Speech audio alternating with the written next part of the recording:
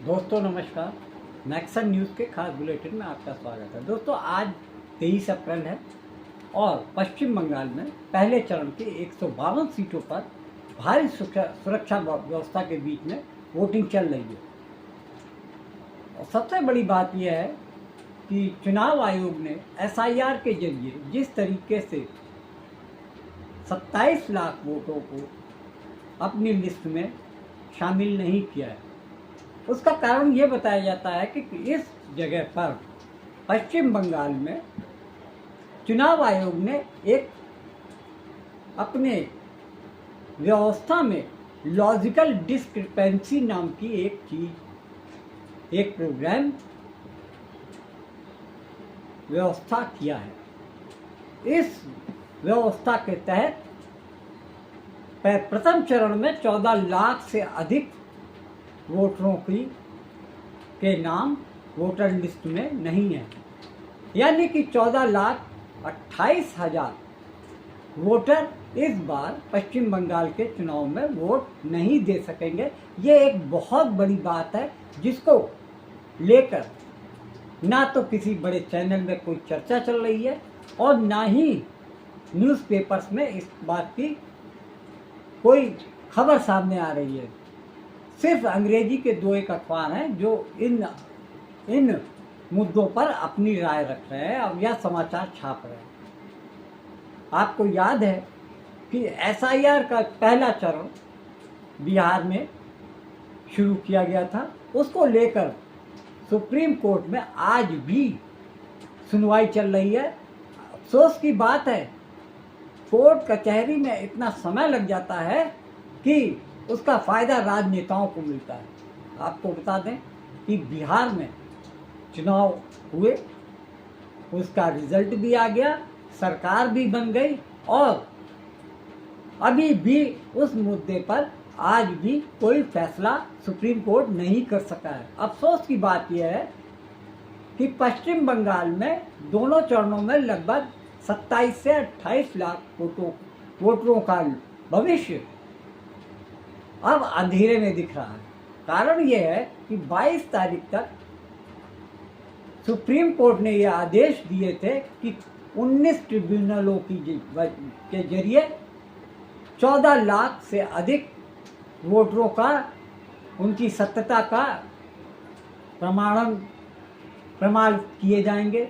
लेकिन हैरानी होगी कि लगभग 650 एप्लीकेशन ट्रिब्यूनल में पहुंचे, मात्र 139 वोटरों का ही तय हो पाया। 139 वोटर लिस्ट में जोड़े गए। चुनाव आयोग ने 139 वोटरों को अपनी लिस्ट में जोड़ा। अब आप इस बात को समझ गए होंगे किस तरीके से चुनाव आयोग अपनी मनमर्जी के तौर पर वोटरों की संख्या, वोटरों के नाम अपनी लिस्ट से काटने का प्रयास कर रहे हैं। वहीं विपक्षी दल इस बात का आरोप लगा रहे हैं चुनाव आयोग पर कि ये सब जानबूझकर किया जा रहा है क्योंकि इसमें भारी संख्या मुस्लिम वोटरों की है। ऐसा नहीं है कि केवल मुस्लिम वोटरों का ही नाम वोटर लिस्ट से गायब हो रहा है, बल्कि हिंदुओं के भी बहुत सारे हिंदुओं का भी नाम कट रहा है। जिस तरीके से चुनाव आयोग ने लॉजिकल डिस्क्रिपेंसी नाम का जो प्रणाली इस्तेमाल की, ये पूरे देश में पहली बार इस्तेमाल की गई है। ये पश्चिम बंगाल में चुनाव के साथ साथ 5 प्रदेशों में, अन्य प्रदेशों में भी विधानसभा चुनाव हुए, जिनमें 3 में चुनाव हो चुके हैं और तमिलनाडु और पश्चिम बंगाल के चुनाव होने बाकी हैं। मात्र पश्चिम बंगाल ही ऐसा प्रदेश है जहां पर चुनाव आयोग ने लॉजिकल डिस्क्रिपेंसी नाम की प्रोसेस को अपनाया है। अब आप कहेंगे कि लॉजिकल डिस्क्रिपेंसी होता क्या है? इसके बारे में छोटा छोटा मैं आपको अनुमान बता दे रहा हूँ। जैसे किसी के नाम पर किसी की स्पेलिंग मिस्टेक है, यानी अगर उसमें बैनर्जी में BAN की जगह पर BEN हो गया तो वो लॉजिकल डिस्क्रिपेंसी में हो जाएगा। इस तरीके से 27-28 लाख लोगों का वोटर वोटरों का नाम लिस्ट में नहीं जोड़ा गया है। हैरानी की बात यह है, ये केवल सिर्फ पश्चिम बंगाल के चुनाव में क्यों इस्तेमाल की जा रही है, इस पे भी लोग सवालिया निशान उठा रहे हैं। देखिए, पश्चिम बंगाल में बम्पर वोटिंग हो रहा है। वहाँ की जनता टीएमसी सरकार से परेशान है और इस बार वहाँ की जनता ने तय कर लिया है कि भारतीय जनता पार्टी को मतदान करेंगे और भारतीय जनता पार्टी की सरकार बनेगी। जहाँ जहाँ चुनाव हुआ है हर जगह एनडीए और भारतीय जनता पार्टी को आशीर्वाद मिला है। फिर इस बार पश्चिम बंगाल में भी भारतीय जनता पार्टी की सरकार बनेगी। माननीय मोदी जी के ऊपर पूरा देश और दुनिया विश्वास करती है और ये बता रहा मतदान बता रहा है, इतने बम्पर पैमाने पर मतदान हो रहा है, निश्चित है कि भारतीय जनता पार्टी की सरकार बनेगी। लॉजिकल डिस्क्रिपेंसी में उन लोगों को भी जोड़ा गया है जिनमें, जैसे कि कोई लड़की अपने ससुराल में आती है शादी के बाद, मान लीजिए पहले उसका सरनेम मुखर्जी था और भट्टाचार्य में उसकी शादी होती है, तो उसकी जात, उसका जो सरनेम होता है वो बदल जाता है। इस बात को लेकर भी बहुत सारे ऐसे मामले हैं जिसमें कि महिलाओं के वोट लॉजिकल डिस्क्रिपेंसी में डाल दिए गए हैं। लाखों की संख्या में लोग हैं जो लॉजिकल डिस्क्रिपेंसी की प्रणाली व्यवस्था के शिकार हुए हैं। इस बात को लेकर पूरे बंगाल में बहुत ज़्यादा असंतोष है और चुनाव आयोग की मंशा पर सवाल उठ रहे हैं।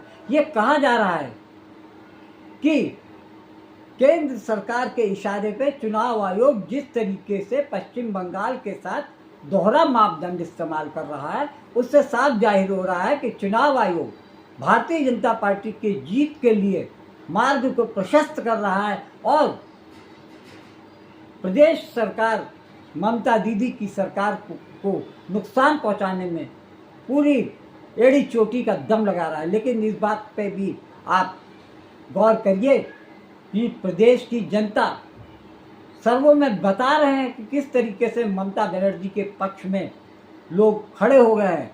भारतीय जनता पार्टी जिस तरीके से मीडिया में, या यूँ कहें कि सत्ता के पक्ष में खड़ी होने वाली मीडिया में अपनी वाहवाही और खूब जमकर प्रचार कर रहे हैं कि ममता सरकार आने वाले दिनों में गिरने वाली है, 4 मई को ममता दीदी की सरकार गिर जाएगी। ये इस तरीके का दुष्प्रचार कर रहे हैं। लेकिन जो वास्तविक जमीनी जो आंकड़े सामने आ रहे हैं उसमें साफ पता चल रहा है कि महिलाओं का जो समर्थन ममता बनर्जी को मिल रहा है उससे साफ लग रहा है ममता दीदी कहीं जाने वाली नहीं है।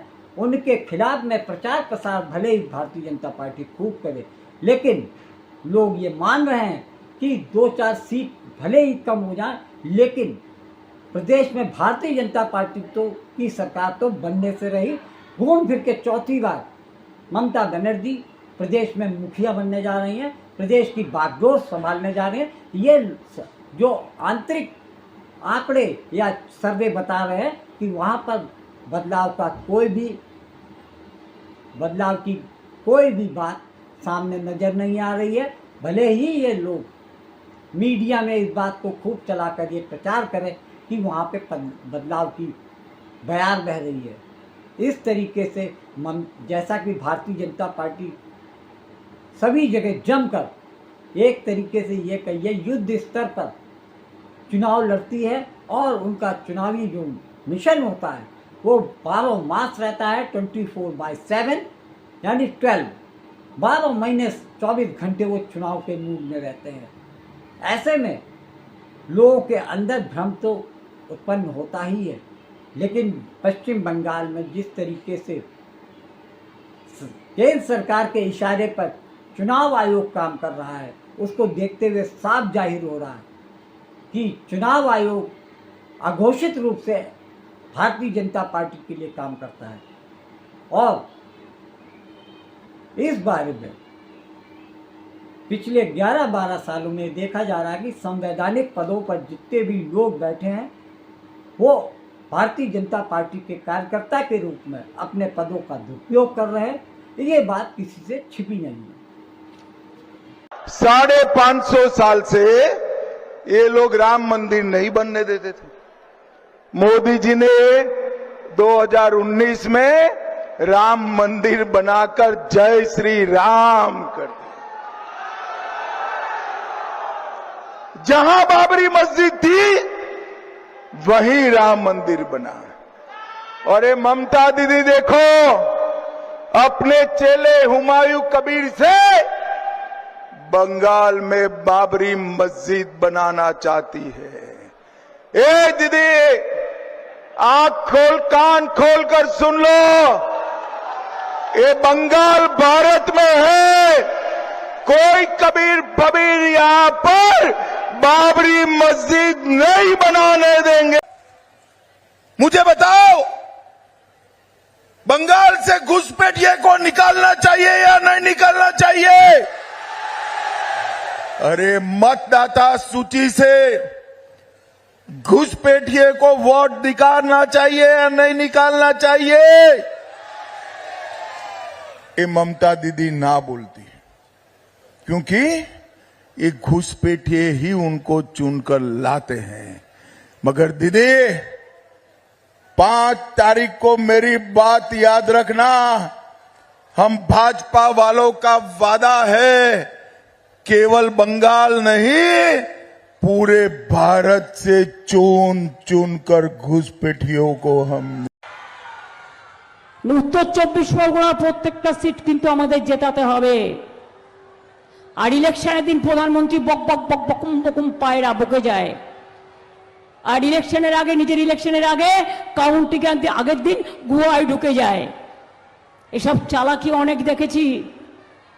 দোকান বেচে ঝালমুড়ি বাড়ি থেকে তৈরি করে নিয়ে এসে আর মাইক লাগিয়ে দোকানে বাংলার ইলেকশন ঝালমুড়ি খাবে।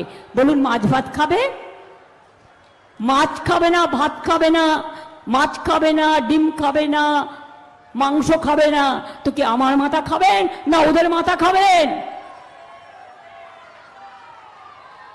আমি বলি, বাংলায় এসে সোনার বাংলা বলতে হলে বাংলার লোকেরা মাছে ভাতে থাকে, দুধে ভাতে থাকে।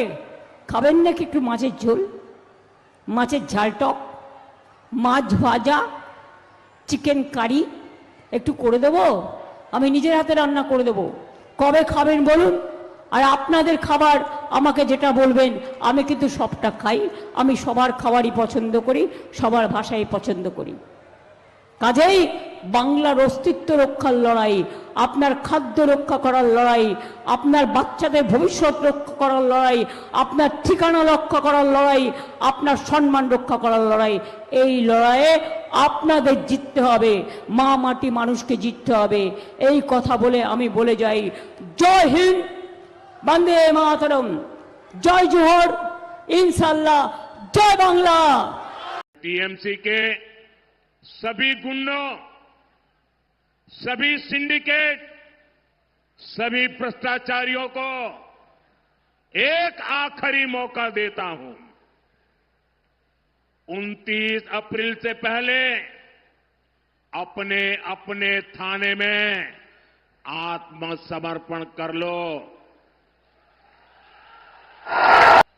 क्योंकि 4 मई के बाद यहां विष्णुपुर का माफिया बालू, पत्थर, कोयले के अवैध खनन से जुड़ा टीएमसी का सिंडिकेट, कान खोलकर सुन लो, कान खोलकर सुन लो।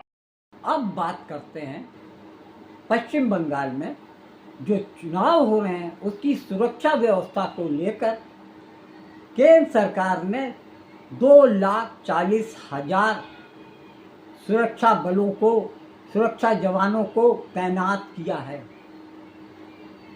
इतिहास में पहली बार ऐसा हो रहा है कि एक प्रदेश की चुनाव के लिए 2,40,000 सुरक्षा सैनिकों की तैनाती पश्चिम बंगाल में की गई है।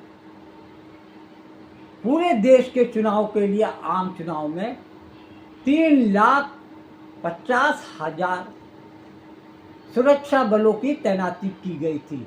उसके अपेक्षा में देखिए, सिर्फ पश्चिम बंगाल में चुनाव कराने के लिए 2,40,000 सैनिकों, अर्धसैनिकों, पुलिस की बटालियन के साथ में इतने लोगों को चुनाव की प्रणाली व्यवस्था को कायम रखने के लिए तैनात किया गया। इसके अलावा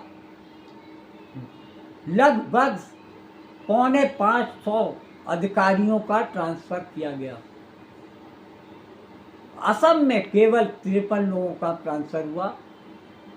तो ये मान लीजिए कि किस तरीके से पश्चिम बंगाल को टारगेट करके वहां पर चुनाव आयोग व अन्य जांच एजेंसियों के जरिए पश्चिम बंगाल की सरकार और ममता बनर्जी को घेरने के लिए ये बात पूरी तरीके से चाक चौबंद व्यवस्था की गई है कि ममता बनर्जी इस साजिश का शिकार हो जाए। अफसोस की बात है कि सुप्रीम कोर्ट के सीजीआई कहते हैं कि अगर 27 लाख वोटर एक बार चुनाव में वो मत नहीं डाल पाएंगे तो ऐसी कौन सी बड़ी बात हो जाएगी, अगले चुनाव में वोट डाल सकते। कितनी घटिया बात एक सर्वोच्च संस्था के पद पे बैठे व्यक्ति ने आम जनता के लिए कही। यही एक अधिकार है जिसमें कि अरबपति और एक गरीब आदमी के वोट को के अधिकारों में सिर्फ एक यही समानता आती है कि एक गरीब आदमी का भी वोट एक होता है और एक इंडस्ट्रियलिस्ट का भी वोट एक होता है। उसके लिए सुप्रीम कोर्ट के जज ऐसी बात करते हैं, बड़े अफसोस की बात है। अब तो लोग ये कहने लगे हैं कि पिछले 5-6 साल से जिस तरीके से सर्वोच्च न्यायालय के जजेस सत्ता पक्ष के प्रति जो उनका नरम व्यवहार और विपक्ष के प्रति उनका जिस तरीके से वो नकारते हैं, उससे साफ लोगों में ये चर्चा हो रही है कि अब चुनाव आयोग के साथ साथ सुप्रीम कोर्ट के जज भी सत्ता के गलियारे में एक साथ घूमते नजर आ रहे हैं। यानी यूँ कहा जाए कि भारतीय जनता पार्टी की सरकार को बनाने और संवारने के लिए अब ये दोनों संवैधानिक संस्थाएं भी भारतीय जनता पार्टी केंद्र सरकार के आगे नतमस्तक हैं।